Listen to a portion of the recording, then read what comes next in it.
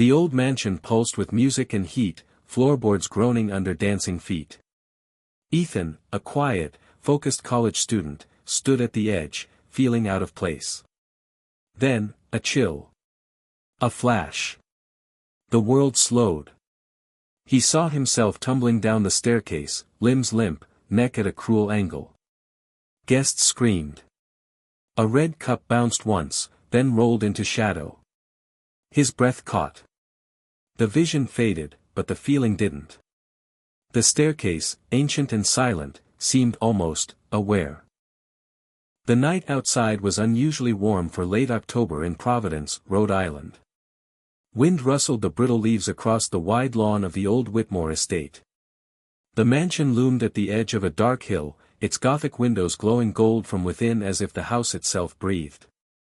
Inside, the party swelled, packed with students from the nearby university, their chatter echoing off vaulted ceilings and walls lined with dusty portraits.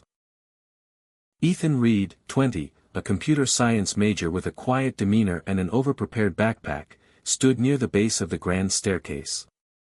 The vision still clung to his nerves like fog on skin. His breath had returned, but his mind replayed the moment again and again, the fall, the screams, the red cup. It had felt more than just vivid. It had felt like memory. "Hey, you good?" asked Brielle, brushing a strand of her copper hair behind her ear. She was one of the few people from class who even noticed Ethan existed. Her smile was genuine, but her eyes flicked toward the staircase behind him. "You look like you saw a ghost." "I think I did," Ethan muttered, still staring at the carved oak railing. She laughed lightly. "Well, it's the Whitmore house. People say it's haunted. Supposedly, someone did fall down those stairs back in the 1930s. He blinked. "You're joking." "Nope." Her voice lowered, amused but cautious. "Story goes, a girl tripped during a winter party. Landed wrong. No one noticed until after midnight. Blood was already dry." Ethan's mouth went dry. The coincidence wrapped around his stomach like a snake. But he didn't tell her about the vision. He tried to laugh it off, nodding, but inside, everything felt out of sync, like the floor was too soft, or the lights too dim. Even the music, now echoing from an old Bluetooth speaker in the corner, sounded warped, off-key. Throughout the next hour, Ethan watched the staircase like a paranoid hawk. Every creak of a step made his pulse spike. He avoided it, taking the longer route through the kitchen to reach the upper rooms. The hallway up there was narrow, with aging floorboards and flickering light bulbs. Something about the wallpaper pattern seemed to squirm at the edges of his vision. In one of the rooms, half converted into a chill-out zone with beanbags and string lights, he found his roommate, Caleb, already high and deep in a debate about aliens. "You look like hell," Caleb said, eyes glassy.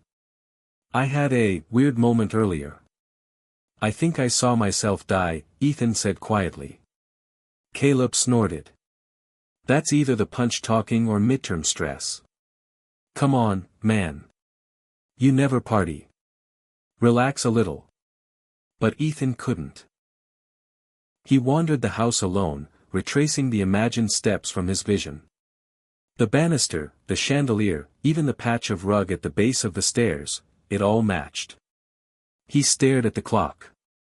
In the vision, the fall happened at 11:43 p.m. The house was warm, stuffy even, but Ethan's hands were cold. He rubbed them against his jeans. Everything smelled faintly of mold beneath the haze of beer and cologne. A breeze passed through the hallway, though no window was open. He stopped walking. From somewhere behind, he heard it. A whisper. Barely audible, like someone breathing words into a tunnel, "Go back." Ethan turned. No one. Just the empty corridor lined with half-open doors. He rushed back downstairs. He needed to leave, needed to breathe outside. But at the foot of the stairs, Brielle appeared again, holding a cup and smiling. "Ethan. They're about to do a group pick upstairs on the landing. You coming?" He hesitated. The clock on the wall, 11:42 p.m. No, he said, too harshly. She flinched. I'm not feeling well, he added. She frowned but nodded. Okay. Feel better. She turned to climb the stairs. Ethan stared after her, heart hammering. He couldn't stop her, could he? It wasn't her fall he saw. But what if? He grabbed her wrist. Wait. Please. Don't go up there. Just, trust me. Something in his eyes, the fear maybe, made her pause. You're freaking me out. I know. I'm sorry. I'll explain later. Just, stay downstairs. And then the lights flickered. The music stuttered. A loud creak echoed from above. Someone screamed. People rushed toward the base of the stairs. Ethan's blood ran cold. A drunk guy had stumbled near the top step, but someone caught him just in time. Laughter broke out. Relief. I told you, Caleb shouted from the side, grinning. It's the stairs, man. They have a sense of humor. Ethan didn't laugh. The clock read 11:44. He hadn't fallen. But it wasn't over. Something had changed. The vision had twisted. And if the fall didn't happen now, when would it? The morning after the party, Ethan awoke drenched in sweat, sheets tangled around his limbs like ivy. Outside his dorm window, the world had returned to its usual rhythm, gray clouds drifting lazily above Providence, students crossing campus with headphones in and coffee cups clutched tightly. Normal. But nothing felt normal to him. He couldn't forget the exact moment the guy almost fell, 11:43 p.m., just like in his vision. But it hadn't been him. Still, he couldn't shake the sensation that something had shifted, like a blade that missed its target and began circling again, slower this time, and smarter. He skipped class, instead obsessively reading online forums. Premonitions, near-death experiences, cursed houses. Somewhere on a paranormal thread, he found a single sentence that haunted him more than the vision itself: if death doesn't find you the first time, it changes the path, but not the destination.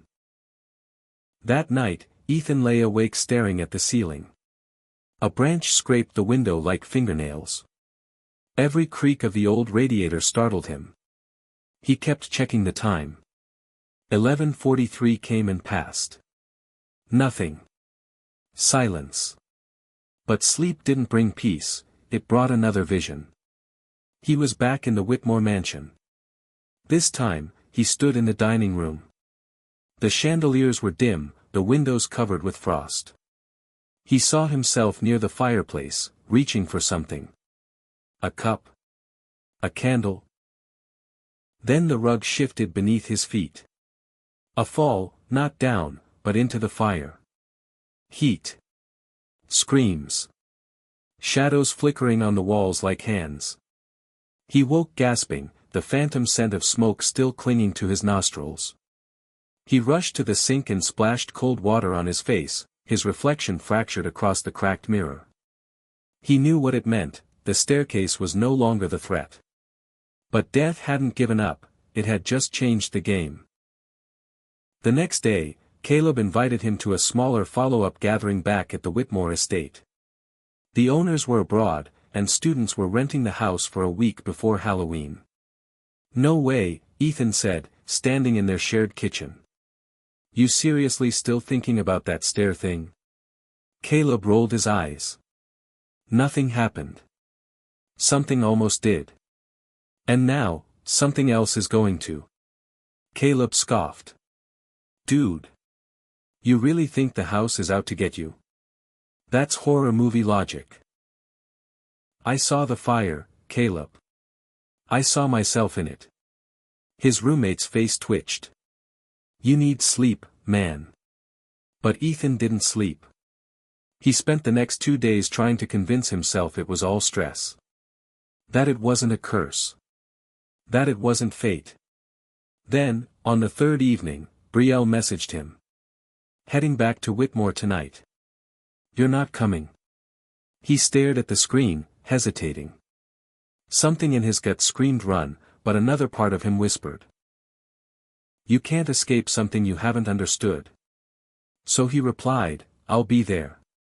But don't leave me alone.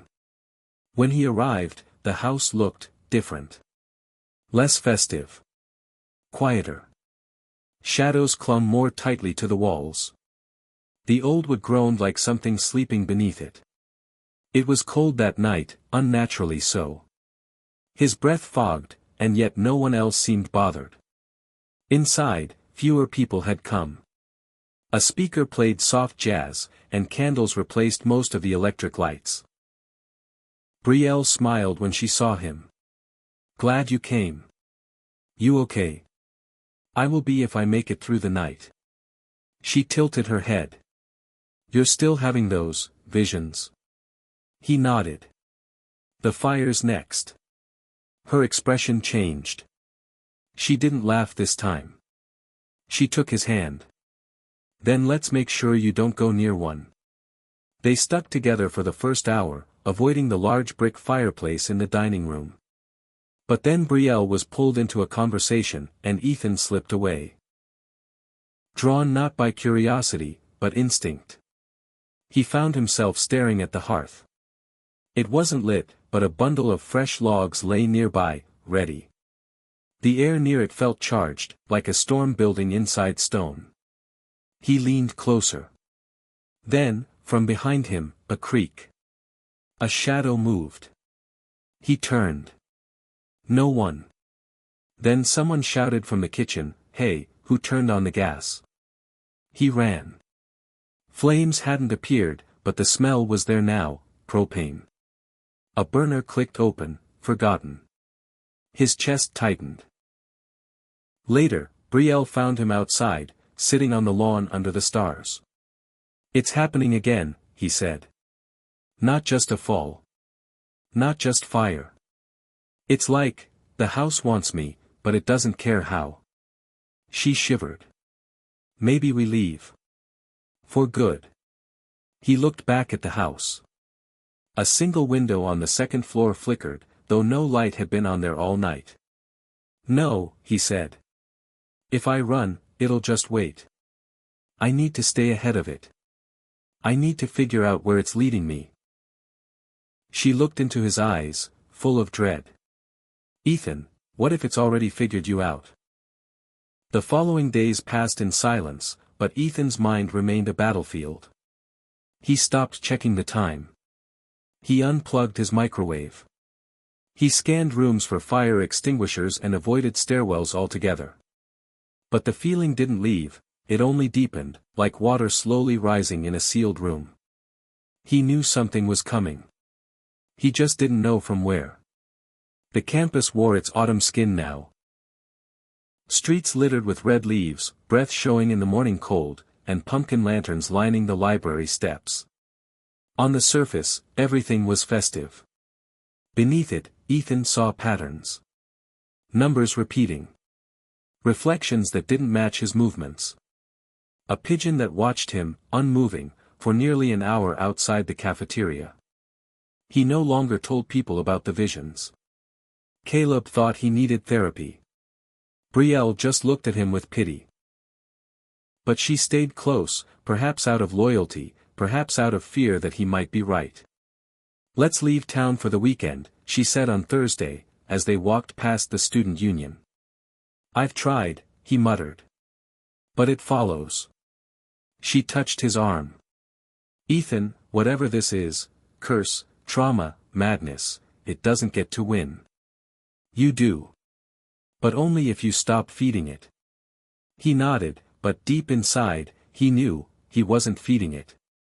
It was feeding off him. That night, he returned to his dorm to find his door open. Nothing seemed missing. No signs of forced entry. But the closet door, usually closed, was cracked open just enough to reveal a sliver of darkness inside.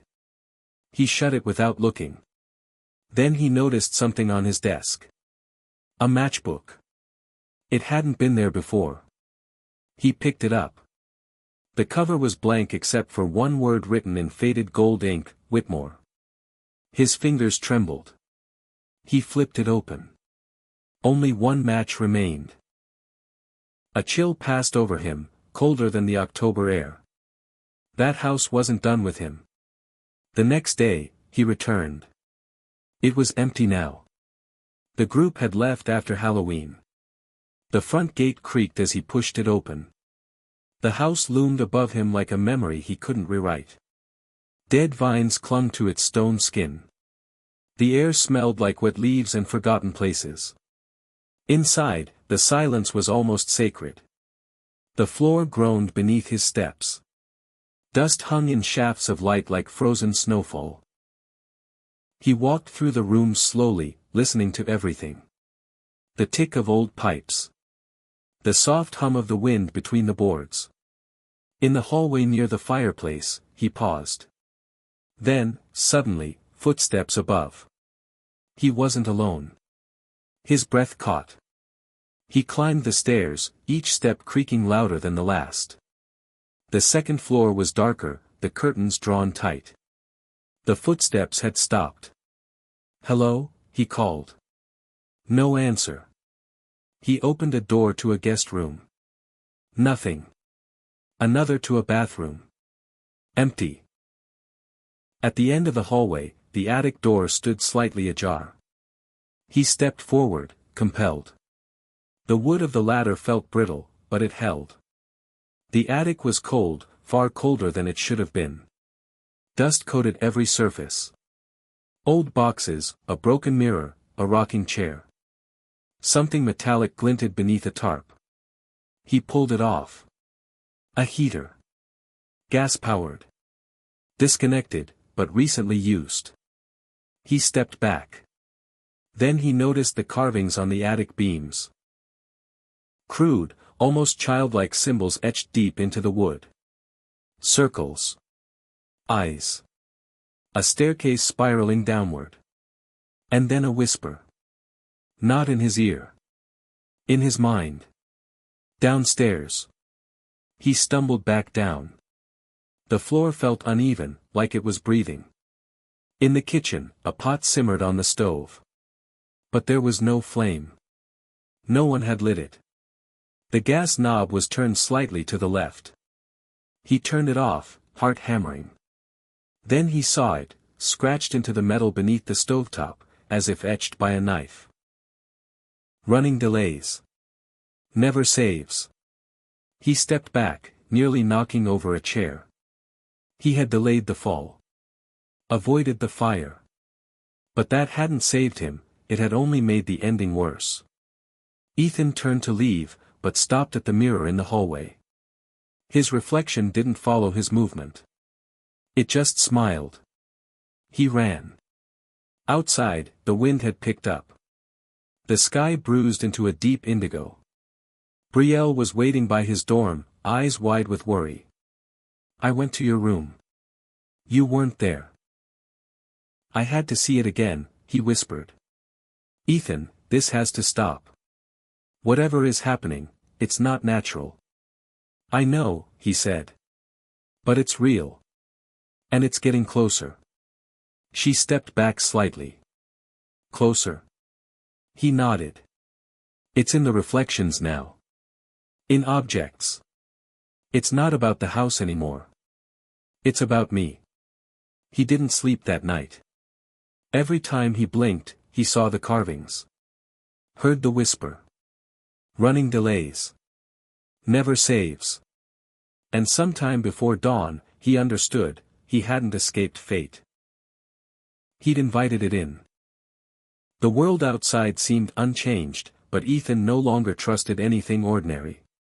The sun still rose. Students still walked. Professors still lectured. But none of it felt real anymore. He saw behind the curtain now, the mechanisms of something ancient and invisible, threading its way through his life. He started drawing the symbols from the attic, compulsively, on napkins, notebooks, even his hand. He didn't know what they meant, only that they meant something.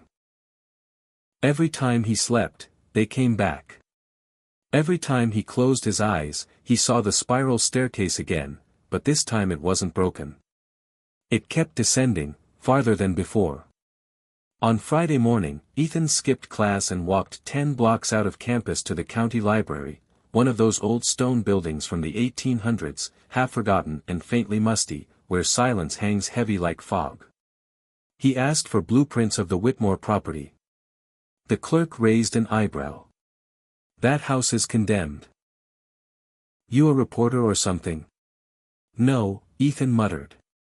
"Just curious." After an hour of digging through old files, he found what he needed.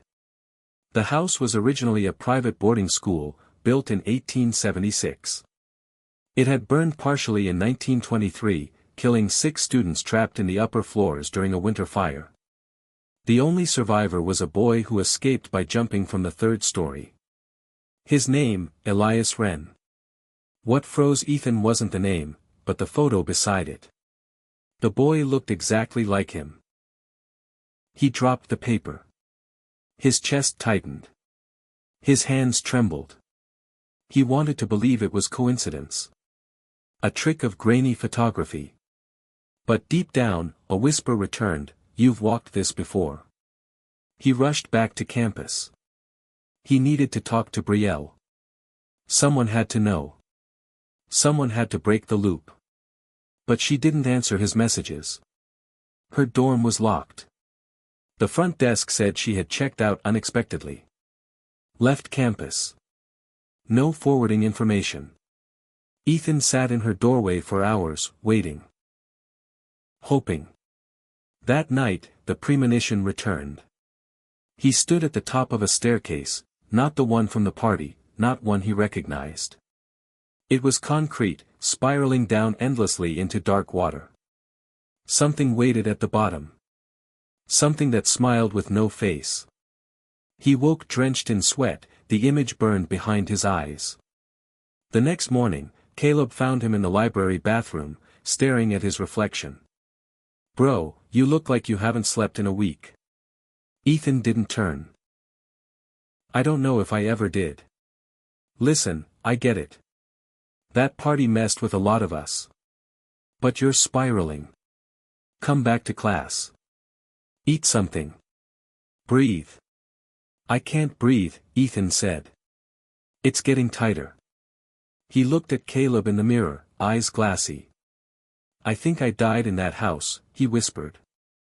"I think I just haven't stopped walking since." Caleb stepped back. "Okay, man.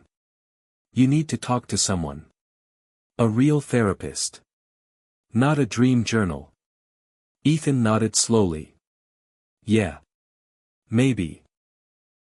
But inside, he knew it was too late. That night, he went to the bell tower.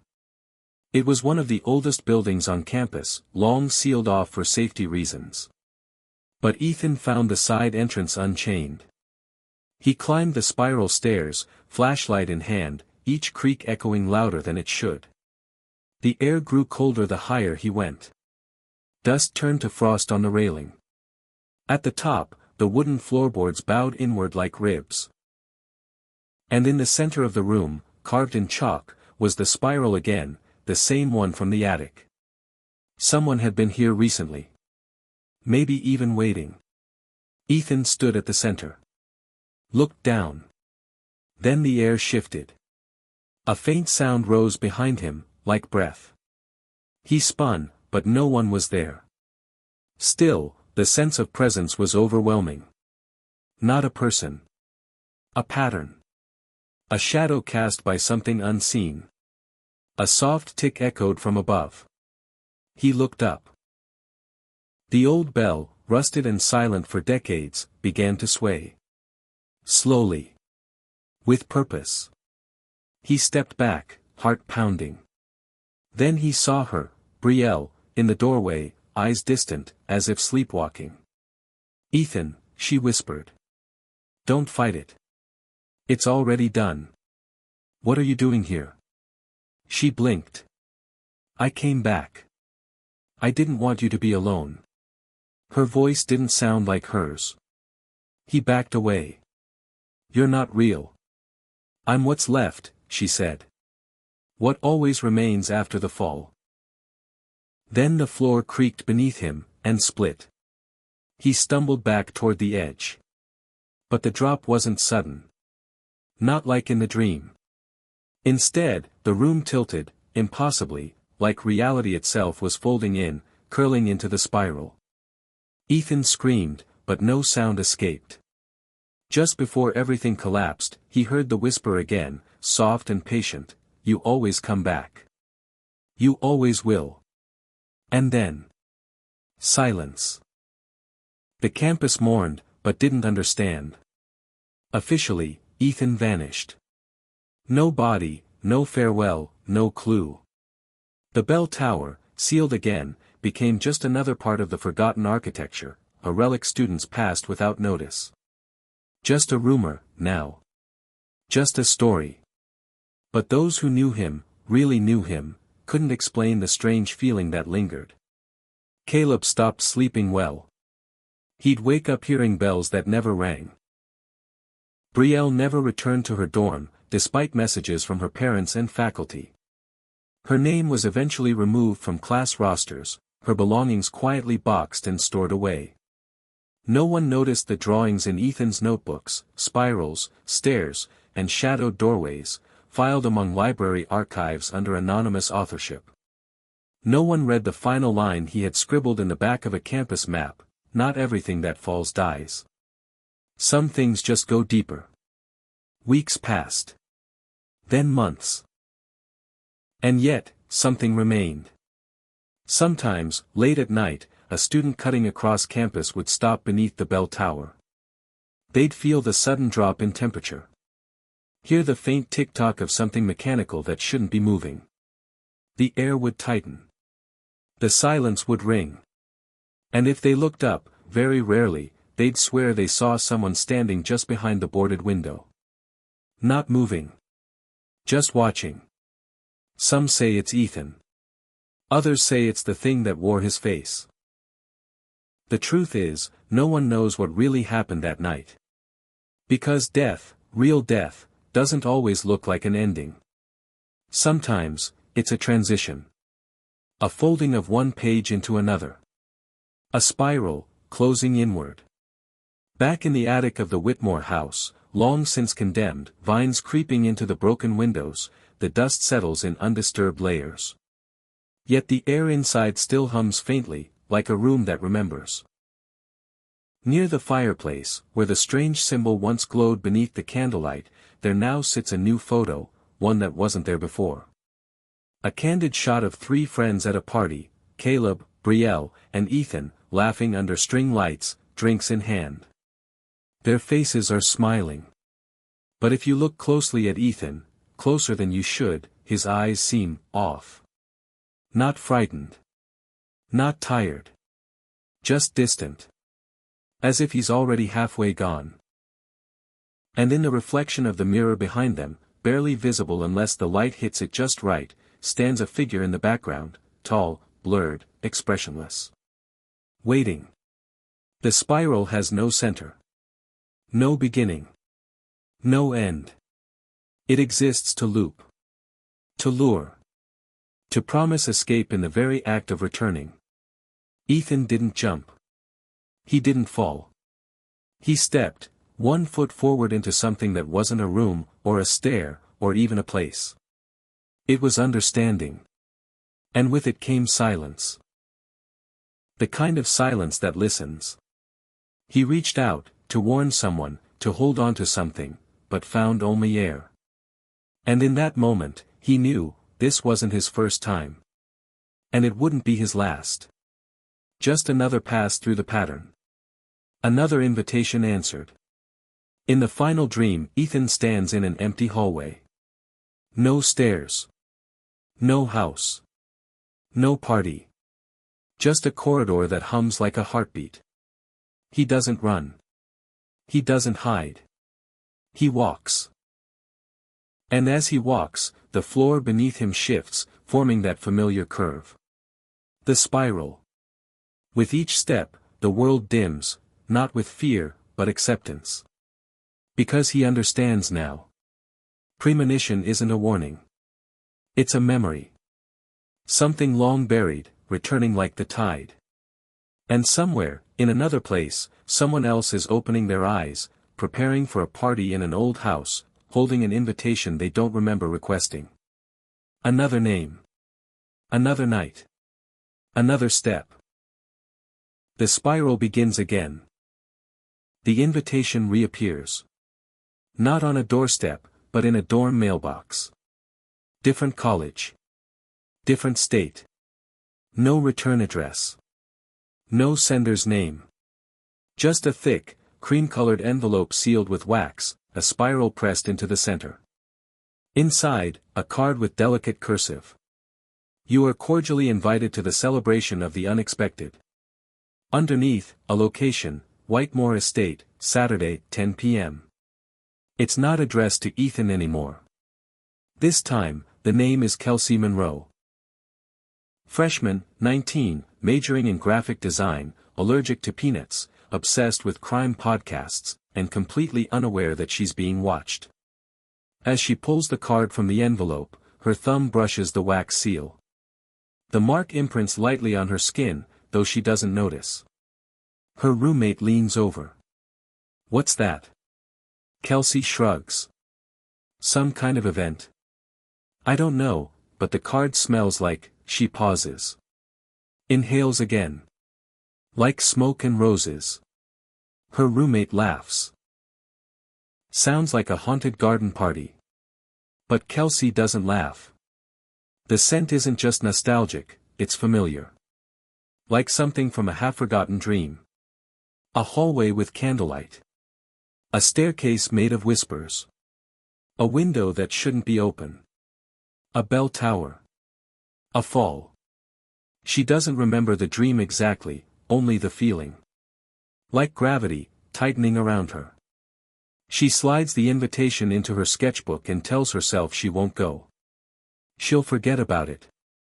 She always does. Far away, in a basement filled with old televisions, static hums across black screens. One flickers to life. A grainy image appears, Ethan, walking down the hallway from his dream, head tilted slightly, eyes distant. Another screen buzzes, Brielle, seated in a train station, staring blankly at a departure board that loops the same 4 destinations. A third screen, Caleb, waking up in a hospital bed, mouth open mid-scream, heart monitor flatlining just as he gasps. And then a fourth screen. Blank. Waiting. Slowly, words fade onto it, Kelsey Monroe, in transit, a mechanical click echoes through the room. Somewhere, far below the surface of anywhere recognizable, something begins to spin. The spiral stirs. Meanwhile, back in the Whitmore attic, now fully reclaimed by vines and silence, the photo of Ethan and his friend still sits by the fireplace. But now, someone has added a new face. Taped to the corner. A printed photo of Kelsey from her Instagram, smiling beneath a tree, unaware of the shadow just barely visible behind her. The ink smudges slightly, as if the spiral doesn't like to be seen too clearly. And in the chimney, something breathes. Not air. Not wind. But time.